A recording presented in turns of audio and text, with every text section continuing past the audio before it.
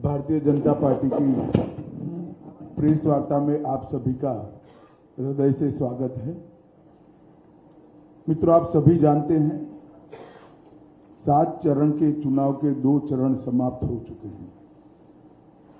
इस 2 चरण में हमारे पार्टी का जो इंटरनल असेसमेंट है, इसके हिसाब से भारतीय जनता पार्टी और हमारे साथी दल मिलकर 100 के बहुत ज्यादा आगे हम निकल चुके हैं और हम बड़े विश्वास के साथ जनता के आशीर्वाद और समर्थन से 400 पार के हमारे लक्ष्य की ओर आगे बढ़ रहे हैं।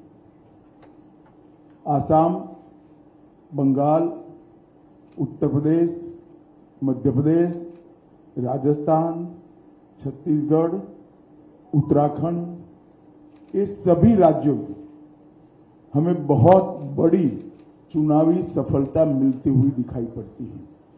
इसके साथ साथ कर्नाटक, तेलंगाना,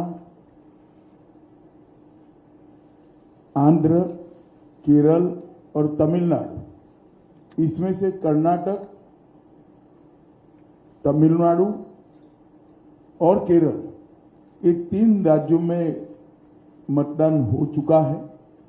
कुछ बाकी है, परंतु जो शुरुआती ट्रेंड मिले हैं, दक्षिण भारत में भी भारतीय जनता पार्टी को बहुत अच्छा रिस्पांस मिल रहा है और इसके कारण हमारा 400 पार का लक्ष्य हम निश्चित रूप से सिद्ध करेंगे, ये हम सबका विश्वास बना है।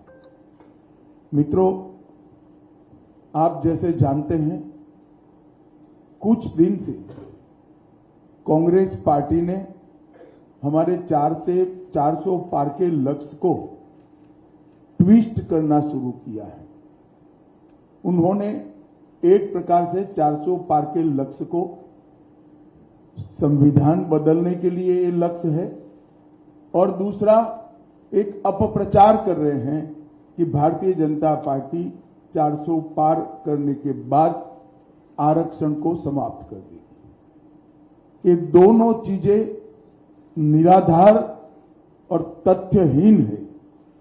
भारतीय जनता पार्टी को पूर्ण बहुमत इस देश की जनता ने 2014 में भी दिया, 2019 में भी दिया। हम 10 साल से पूर्ण बहुमत के साथ की सरकार चला रहे हैं।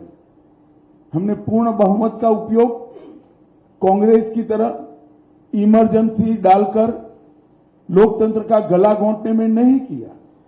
इमरजेंसी डालने के लिए, लोकसभा का टर्म एक्सटेंड करने के लिए, संविधान बदल करने में नहीं किया।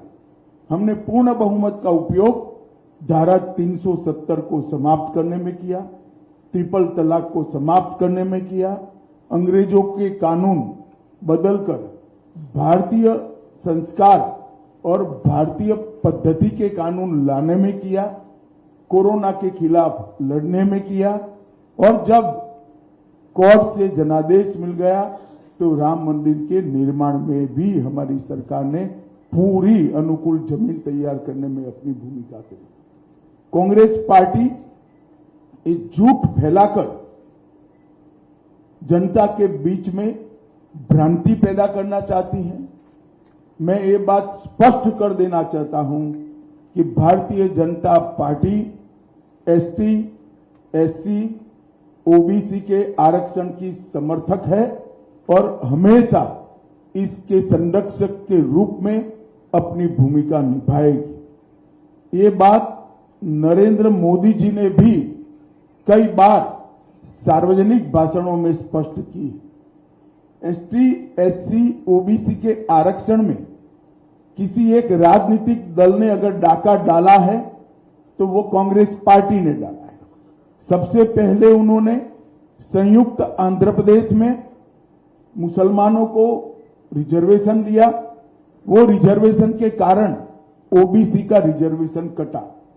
उसके बाद में कर्नाटक में रातों रात कोई सर्वे के करे बगैर, पिछड़ापन तय करे बगैर सारे मुसलमानों को ओबीसी कैटेगरी में डालकर उनके लिए 4% का कोटा रिजर्व कर दिया।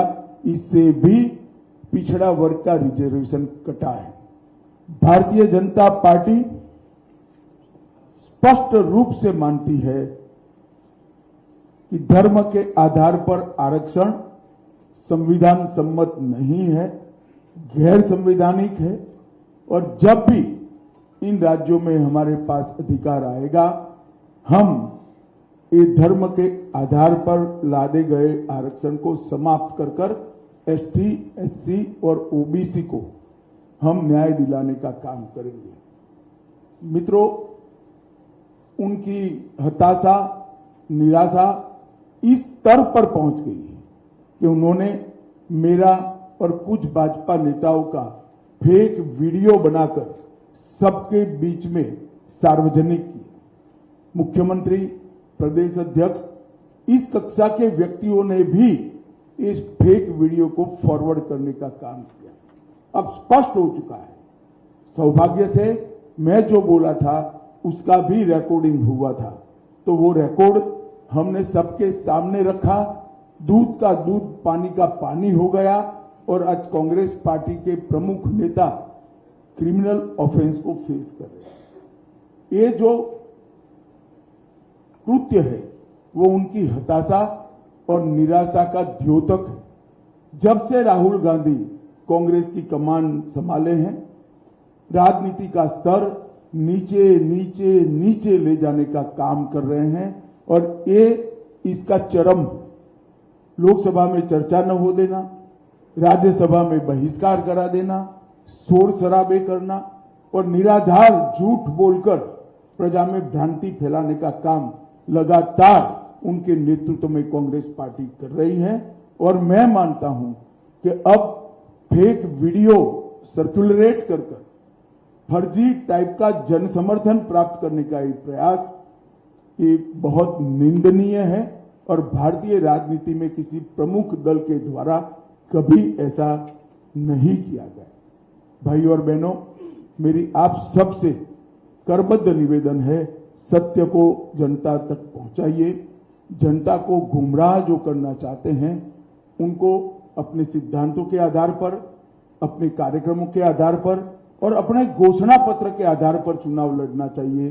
फेक वीडियो सर्कुलेट कर नहीं, भारतीय जनता पार्टी के घोषणा पत्र को तोड़ मरोड़ कर जनता के बीच में झूठे तरीके से रखकर चुनाव नहीं लड़ना चाहिए। 1 मिनट के लिए ये वीडियो, दोनों ओरिजिनल वीडियो और फेक वीडियो मैं आप सबके सामने रखना चाहूंगा।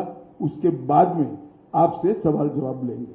धन्यवाद। मैं यहां कहकर जाता हूं, भारतीय जनता पार्टी आवाज भाई। तो एक गैर संवैधानिक मुस्लिम रिजर्वेशन को हम समाप्त कर देंगे। भाई फिर से करना पड़ेगा, आवाज नहीं है। तेलंगाना के मैं यहां कहकर जाता हूं, भारतीय जनता पार्टी की सरकार बनेगी तो एक गैर बंद करो भाई, आवाज ठीक करो। पहले सवाल जवाब कर लेते हैं, बाद में वीडियो दिखाते हैं। वैसे आप सबने देखा हुआ ही है।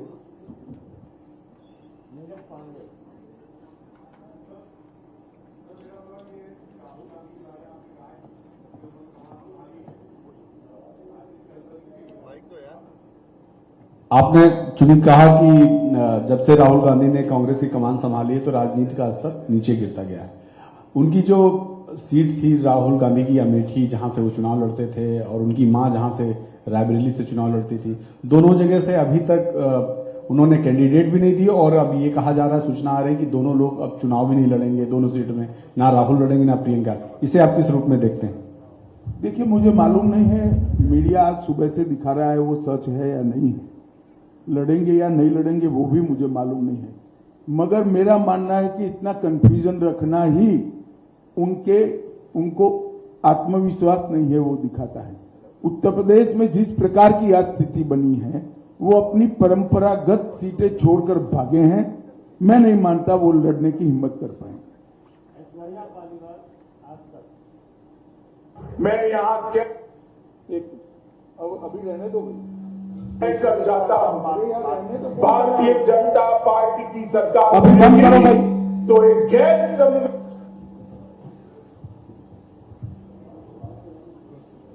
जी अमित जी, कांग्रेस ने कहा है कि वो मुस्लिम पर्सनल लॉ बोर्ड को रिस्टोर करेगी अपने मैनिफेस्टो में।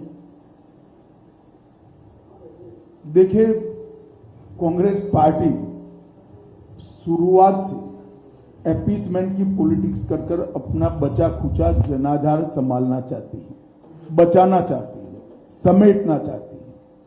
पर्सनल लॉ हमारी संविधान सभा ने देश के विधानमंडलों और देश की संसद को आदेश किया था कि जब भी अनुकूलता खड़ी हो इस देश में यूसीसी यूनिफॉर्म सिविल कोड लाया जाए। संविधान सभा में ज्यादातर सदस्य कांग्रेस के ही थे, वहीं यह निर्णय हुआ था, क्योंकि किसी भी पंथ निरपेक्ष देश के लिए धर्म के आधार पर कानून ठीक नहीं है। फिर भी आज ये जानते हुए भी संविधान के स्पिरिट से बिल्कुल उल्टा कांग्रेस ने अपने घोषणा पत्र में पर्सनल लॉ को लाने की बात करी है। भारतीय जनता पार्टी इसकी निंदा करती है। हमने हमारे घोषणा पत्र में कहा है कि हम ये प्रयास करेंगे कि पूरे देश भर में यूसीसी लागू किया जाए और हर धर्म के नागरिकों के लिए इस देश में एक ही कानून हो।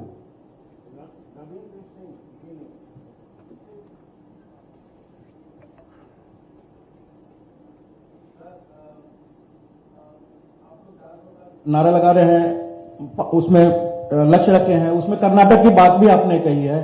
कर्नाटक में आपके सहयोगी जेडीएस के एक नेता रेवन्ना के कई आपत्तिजनक वीडियो का दावा कांग्रेस कर रही है और उसको लेकर आप लोग पर भी आरोप लगा रही है कि उनका बचाव कर रहे हैं। देखिए, श्री रेवन्ना का जो समाचार पत्रों में और चैनलों में चल रहा है वो बिल्कुल आघातजनक है।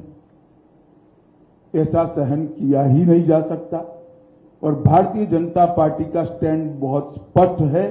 हम देश की मातृशक्ति के साथ खड़े हैं, देश की नारी शक्ति के साथ खड़े हैं। नरेंद्र मोदी जी का पूरे देश को एक कमिटमेंट है कि कहीं पर भी मातृशक्ति के अपमान को सहन नहीं किया जाना। परंतु कांग्रेस पार्टी जो हम पर आरोप लगाना चाहती है, मैं छोटी सी बात पूछना चाहता हूं, वहां सरकार किसकी है? सरकार कांग्रेस पार्टी की है। फेक वीडियो आपके ध्यान में ही होंगे क्योंकि टाइम पर रिलीज किए गए हैं। और अब तक कार्यवाही कांग्रेस पार्टी ने क्यों नहीं की? कार्यवाही हमने नहीं करनी है। ये लॉ एंड ऑर्डर का इश्यू स्टेट का इश्यू है। प्रियंका जी हमसे सवाल पूछ रही है, मैं प्रियंका जी को कहना चाहता हूं, नरेंद्र मोदी जी और मुझसे सवाल पूछने की जगह आपके मुख्यमंत्री उप मुख्यमंत्री को सवाल करिए कि आपकी सरकार क्या कर रही है, क्यों जांच नहीं हो रही है। हम जांच के पक्ष में है और हमारे साथी दल जेडीएस ने भी उन पर कदम उठाने की घोषणा की है। आज शायद उनकी कोर कमेटी की मीटिंग है और कदम उठाए भी जाएंगे। इस प्रकार की घटनाओं को सार्वजनिक जीवन में, समाज में या निजी तौर पर कहीं पर कोई स्थान नहीं होना चाहिए। कठोर से कठोर कदम उठाने चाहिए। ये भारतीय जनता पार्टी का स्टैंड अफर है और उसमें कोई कंफ्यूजन भारतीय जनता पार्टी में किसी स्तर पर नहीं है। हम महिला शक्ति के अपमान का, मातृशक्ति के अपमान का घोर निंदा करते हैं।